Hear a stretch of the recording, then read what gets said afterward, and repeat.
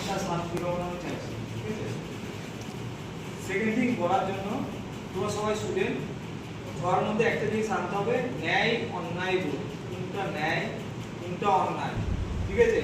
সেই বোধটা যদি নিজেদের মধ্যে আনতে পারি তাহলে এরকম ঘটনা হয়তো অনেক কম ঘটবে, ঠিক আছে?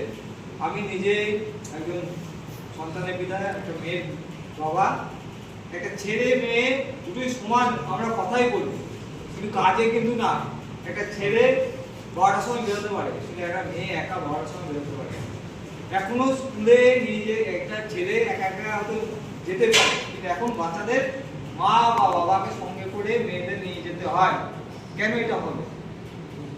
একটা মেয়ে রাস্তায় গেলে ফিলিং হয়, হ্যাঁ, যে আমরা রুখে দাঁড়াই না, কেন করছিস, তাহলে এই ঘটনা ঘটবে না।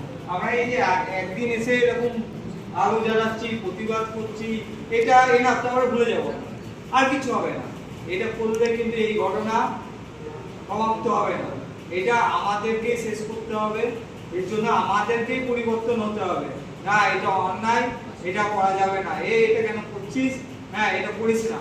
যদি রাস্তায় দাঁড়িয়ে জাভেদও বলেছে, ইয়েও বলেছে, আহাদও বলেছে, যদি টিজিং হয়, আমরা কি এখন সবাই সেফ থাকতে চাই? কেউ কিন্তু প্রতিবাদ করে না, কোনো ঘটনারই প্রতিবাদ করে না, সাইড কেটে চলে যায়। হ্যাঁ, কেউ যদি পড়েও থাকে, মরেও থাকে, তাকে আমরা দেখি না। কিন্তু এই জিনিসটা চেঞ্জ করে কেউ যদি বিপদে পড়ে তাকে সাহায্য করা উচিত। এই জন্য বলেই আমার বক্তব্য শেষ করব।